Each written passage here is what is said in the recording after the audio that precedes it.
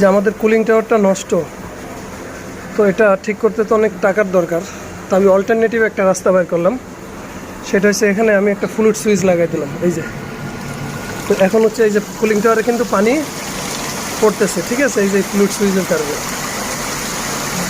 বারবার হচ্ছে যে এইটা সুইচ অন অফ করতো মোটরের, ফলে মোটরটাও পুড়ে যাওয়ার সম্ভাবনা ছিল, পাশাপাশি হচ্ছে মালও কুলিং হইতো না ঠিক মতন, ফলে ফোমিং কম হইতো আমাদের ফোমে। এখন ইনশাল্লাহ ঠিক হয়ে যাবে। এই সকাল 6টা থেকে আমি কাজ করতেছি এখানে, ইনশাল্লাহ ওকে হয়ে যাবে।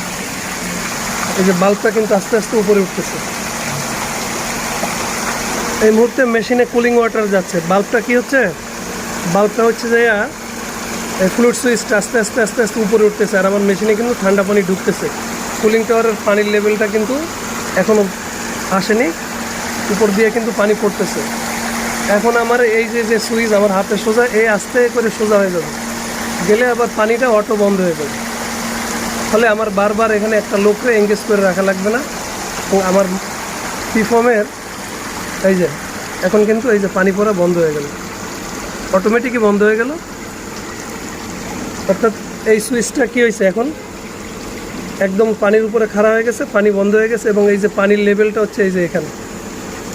ফলে আমার পানিরও অপচয় হবে না, মোটরটাও মানে নষ্ট হওয়ার কোনো চান্স নাই। এখানে একটা লোক এঙ্গেজ করারও দরকার নেই, আমি অটোমেটিক করে দিলাম এটা অটো।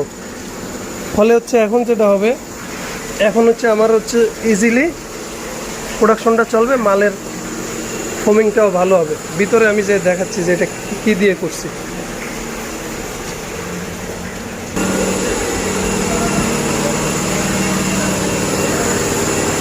এই যে আমি এখানে একটা ম্যাগনেটিক কন্ডাক্ট এবং একটা ব্রেকার, সার্কিট ব্রেকার ইউজ করছি।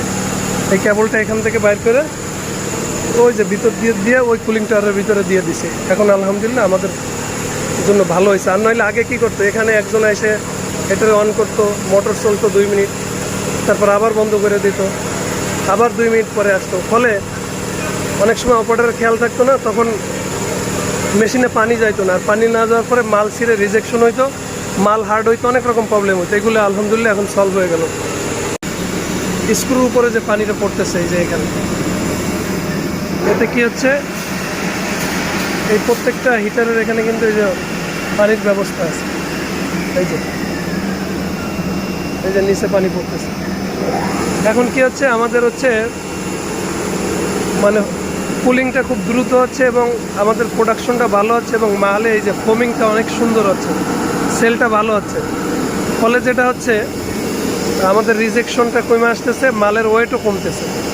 আমরা এখন 14.5 কেজিতেই 5 mm বানাইতে পারতেছি, 14.5 থেকে 15। যদিও আমাদের অফিস থেকে অ্যাপ্রুভাল দেওয়া আছে হচ্ছে 16 কেজি। তো এই কুলিং টাওয়ারের কাজ করে আমরা এই বেনিফিটটা পাচ্ছি। আসসালামু আলাইকুম। এই যে কুলিং টাওয়ারের যে প্রবলেম ছিল, এখানে এই কুলিং টাওয়ার ঠিক মতো কাজ করতেছিল না।